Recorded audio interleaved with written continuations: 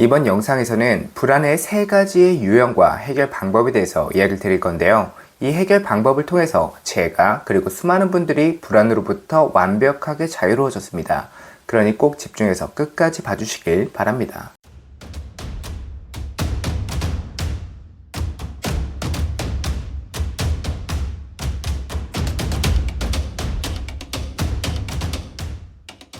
림빅 시스템이라고 하는 것이 있는데요. 우리 뇌에 기본적으로 장착된 시스템입니다. 이 시스템은 크게 3가지로 분류가 되는데요. 첫 번째는 안정형, 두 번째는 지배형, 세 번째는 자극형. 이렇게 3가지의 시스템이 있고 사람마다 어떤 시스템이 더 많이 타고났는지에 따라서 이 사람의 성향이 결정된다고 이야기를 합니다. 그리고 이 시스템과 불안은 직접적인 연관이 있는데요. 기본적으로 뇌는 생존의 안정을 위해서 미래를 예측하려고 하는 것이 궁극적인 목적인 장기이기 때문에 이 뇌를 이루고 있는 시스템의 기반이 무엇이 더 맞냐에 따라서 우리는 불안을 대하는 태도, 그 다음에 대처하는 방법이 달라지게 됩니다. 첫 번째로 안정형 시스템이 더 많이 발달된 사람들은 불안을 회피하려고 하는 쪽으로 가거든요. 그러니까 더 많은 안정을 확보하기 위해서 불안이나 위험 요소를 조금 피하려고 하는 그런 경향성이 많게 됩니다. 그리고 두 번째로 자극형 시스템이 더 발달된 사람들은 이 불안이라고 하는 것도 자극이거든요. 그런데 이것보다 더 큰 자극을 받음으로써 이 불안이라고 하는 자극을 상쇄시키는, 그러니까 덮어버리는 그런 경향성을 띠게 됩니다. 그래서 이런 사람들은 도파민이 가득한 익스트림 스포츠라든지 아니면 여행이라든지 이런 것들을 좋아하는, 그리고 이것을 통해서 스트레스나 불안 요소를 좀 해소하려고 하는 그런 경향성이 짙어진다고 볼 수 있습니다. 그리고 마지막으로 지배형 같은 경우는 제가 지배형 시스템이 많이 타고난 사람인데요. 이런 사람들은 기본적으로 안정의 역치가 남들보다 높습니다. 그러니까 남들보다 우위에 서야지만, 그러니까 남들보다 더 많은 안정감을 확보하고 더 많은 힘을 가져야지만 그제서야 비로소 안정감을 느끼는 사람이라고 볼 수 있는데요. 이런 사람들은 성향이 이런 만큼 남들보다 더 많이 무언가를 하려고 하고 더 많이 남들보다 무언가를 가지려고 하겠죠. 그렇게 욕심이랑 욕망이 더 많은 만큼 고통도 더 클 수밖에 없고 건강, 그 다음 마음의 안정과는 조금 거리가 먼 삶을 살게 될 가능성이 굉장히 높습니다. 물론 사회적인 성취도는 남들보다 높을 수 있겠으나 그것을 이끌어가는 동력 자체가 남들보다 더 많이 가져야만 안정감을 느끼기 때문에 그 안정을 느끼기가 쉽지가 않은 거죠. 그래서 기본적으로 우리는 이 3가지 시스템을 기반해서 불안을 어떻게 대처하는가가 자연스럽게 나오게 되는데요. 안정형은 아까 말씀드렸다시피 안정을 확보하려고 하기 때문에 불안 요소나 위험 요소를 자꾸 피하려고 하는 경향성이 생깁니다. 그러면은 내가 피하려고 하면 어떻게 할까요? 더 예민하게 불안과 위험 요소를 주시해야 되겠죠. 그래서 이런 사람들은 외부 환경에 너무 많이 흔들리고요. 이것을 피하려고 해도 피할 수가 없죠. 왜냐면은 삶이라고 하는 것은 변칙적인 패턴이라든지 그 변수가 너무나도 많잖아요. 그래서 이런 사람들은 흔히 사람들이 말하는 환경 탓을 조금 많이 하는 그런 경향성이 생깁니다. 그리고 두 번째로 자극형 시스템 같은 경우는 극단적으로 표현하면은 몸이 절단나기가 좀 쉽다, 이렇게 표현할 수가 있는데요. 제가 아무래도 아주 많은 분들을 가르치다 보면은 여기 안에는 소수지만 자극형 시스템이 많이 타고난 그런 분들도 오시거든요. 이런 분들이 보통 여행 혹은 운동에 많이 빠지세요. 그것도 운동도 조금 격하게 하는 거죠. 왜냐면은 격하게 해야지만 내가 불안이라고 하는 거, 스트레스라고 하는 그 자극을 덮을 수가 있잖아요. 그런데 이러한 활동은 내 몸을 위해서 하는 것이 아니고 내 기분을 위해서 하는 것이기 때문에 내 기분은 지금 자극이 필요한데 내 몸은 휴식이 필요할 가능성이 굉장히 높겠죠. 왜냐하면 아직 회복이 안 됐으니까요. 그래서 운동 중독 같은 경우도 사실은 이러한 자극형 시스템에서 비롯된 그러한 어떤 케이스라고 보시면 됩니다. 그리고 이러한 경우는 사실은 내가 스트레스라든지 불안을 해소할 그런 창구가 너무나도 좁아요. 여행을 가야지만, 그 다음에 뭔가 새로운 자극을 얻어야지만, 그 다음에 내 몸에 큰 자극을 느껴야지만 이런 불안감에서 해소가 될 수 있기 때문에 기본적으로 일상은 평안하고 안정적일 수가 없는 겁니다. 그리고 극단적인 자극을 계속 받다 보니까 몸이랑 마음은 쉽게 절단나기가 쉽고요. 그 다음 마지막 지배형은 아까 말씀드렸다시피 평상시에 소모가 너무 심합니다. 그리고 불안을 느끼면 느낄수록 더더욱 뭔가를 하려고 하거든요. 불안이라고 하는 것은 기본적으로 안정되지 않음이에요. 그리고 그 안정됨은 내 젖산, 그 다음 심장 박동, 그 다음 뇌의 과부하 상태에 따라서 결정되거든요. 제가 조금 이따 좀 더 구체적으로 설명을 드리겠지만, 그래서 기본적으로 불안하다라고 하는 것은 회복, 휴식이 필요하다는 것인데 지배형 같은 경우에는 이것을 정확하게 거꾸로 갑니다. 불안할수록 뭔가를 자꾸 더 하고 더 소모하려고 그래요. 그래서 셋 중에 굳이 따지게 되면은 이 지배형이 가장 불안에 취약하고 오히려 불안을 계속해서 더 키우는 꼴이 된다.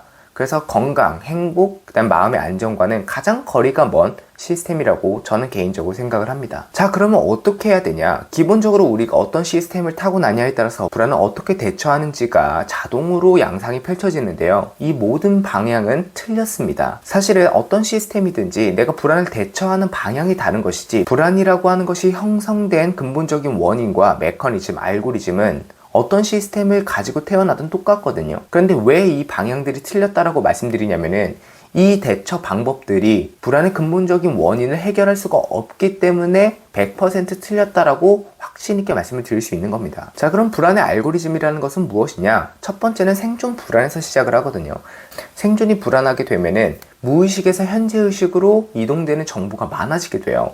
무의식이라고 하는 것은 생존의 안정을 위해서 그동안 모아놓은 정보의 총체거든요. 그래서 생존이 불안해지게 되면은 생존의 안정성을 확보하기 위해서 무의식에서 현재의식으로 정보를 많이 보내게 되는 거예요. 그리고 그 이동된 정보를 생각이라고 합니다. 그렇게 생각이 많아지죠. 그럼 생각이 많아지면 뇌가 과부하가 돼요. 그러면은 신경이 과부하되면서 교감신경이 항진되거든요. 그러면서 심장이 빨리 뛰게 되고 각성 상태가 됩니다.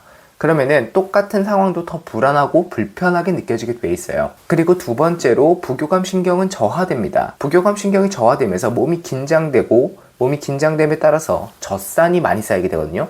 우리 몸에 젖산이 많이 쌓일수록 몸이 무겁고 피곤하게 느껴져요. 그리고 이 상태가 되면은 다시 또 무의식에 영향을 미치는데요.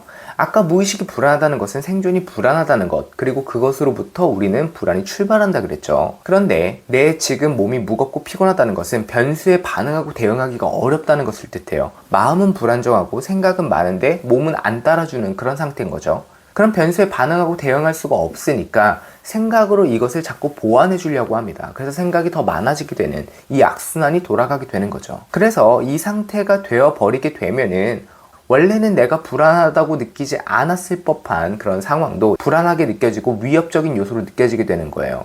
왜냐면 상황을 내가 대응할 수가 없으니까요. 그래서 이러한 것들은 사실은 피할래야 피할 수가 없습니다. 당연히 피하려고 할수록 더 지옥을 맞이하게 되겠죠. 왜냐하면 점점 궁지에 몰리게 되니까요. 그리고 피하려고 할수록 더 많은 것들을 피해야 되고 더 많이 긴장해야 되고 더 많이 예민해질 수밖에 없겠죠. 그럴수록 더더욱 약해지고요. 그리고 더 큰 자극으로 잊으려고 해봐야 그 순간에 잠깐 잊어질 수는 있겠지만 근본적인 해소는 될 수가 없고, 그 잠깐 잊기 위해서 너무나도 많은 대가를 치르게 되죠. 더 많은 에너지 소비와 더 많은 신경의 긴장들을 소비하기 때문에 그런 이벤트가 끝나고 난 불안은 더 커질 수밖에 없는 겁니다. 그리고 지배형 같은 경우에는 계속 누누이 말씀드리지만 이러면 이럴수록 자꾸 뭔가를 더 해서 불을 불로 맞받아치려고 하기 때문에 불은 불을 만나 점점 화염이 됩니다. 그래서 뭔가를 할수록 불안은 계속해서 더 커질 수밖에 없어요. 그 끝에 더 이상 내가 에너지를 쓸 수가 없는 에너지의 바닥, 그 지하, 마이너스 상태가 됐었을 때 번아웃이 오는 거고, 그 다음 무기력, 우울, 공허에 빠지게 되는 겁니다. 과거에 제가 그랬고 삶의 절벽까지 서게 된 거죠. 그래서 우리는 근본적인 문제를 해결해야 돼요. 근본적인 문제를 해결한다는 것은 무의식의 긴장을 해소한다는 뜻이고, 그것은 생존의 안정을 확보한다는 뜻이겠죠. 그렇게 무의식을 안정시키게 되면 뇌의 과부하가 안정되면서 생각이 줄어들게 되고, 생각이 줄어들게 되면 스노우볼 이펙트, 얘가 굴러가면서 부정적인 결론으로 도달하는 그런 일이 생기지 않게 되니까 부정적인 감정이나 생각이 줄어들게 되고 긍정적으로 생각하게 됩니다. 그러니까 내가 긍정적이고 싶지 않더라도 상황이 다르게 해석이 되게 돼요. 우리가 심장이 빨리 뛰면 똑같은 상황도 불편하게 느껴지듯이 엔돌핀이 돌아버리게 되면은 똑같이 부정적인 상황도 부정적이지 않게 느껴지게 됩니다. 우리 몸은 그렇게 설계가 되어 있기 때문이에요. 그리고 뇌의 과부하가 안정되면서 심장의 안정이 이루어지겠죠. 심장의 안정이 이루어지게 되면 심장박동이 안정되고 호흡이 안정됩니다. 그러니까 막연한 불안감, 긴장감, 그 다음 스트레스, 이런 부분에서 해소가 되겠죠. 그러면은 앞전에는 똑같은 상황을 보더라도 불편하고 불안하게 느껴졌다면 지금은 똑같은 상황을 보더라도 평온하게 느껴질 수가 있는 겁니다. 그러니까 마음이 쉽게 동요되지 않고 시련 앞에서도 평온할 수가 있는 거예요. 그리고 마지막으로 부교감이 활성화되면서 에너지가 회복되고 몸이 회복되겠죠. 그럼 몸은 가벼워지고 몸이 긴장돼서 생겼던 그런 통증도 사라지게 되고요. 그 다음 에너지가 생기면은 쓰고 싶어지게 됩니다. 그러니까 움직이고 싶어지게 되는 거예요. 물 마시면 소변 보고 싶죠. 돈이 있으면 쓰고 싶습니다. 에너지가 있어도 똑같아요. 그러니까 그 전에는 불안해서 뭔가 움직이고 어쩔 수 없이 했어야 했다면 지금은 순수하게 내가 움직이고 싶어서 움직이게 되고요. 당연히 뇌시컬, 피지컬이 모두 능력이 좋아진 상태이기 때문에 성과도 좋을 수밖에 없겠죠. 그것은 고스란히 자존감으로 이어지게 되고요.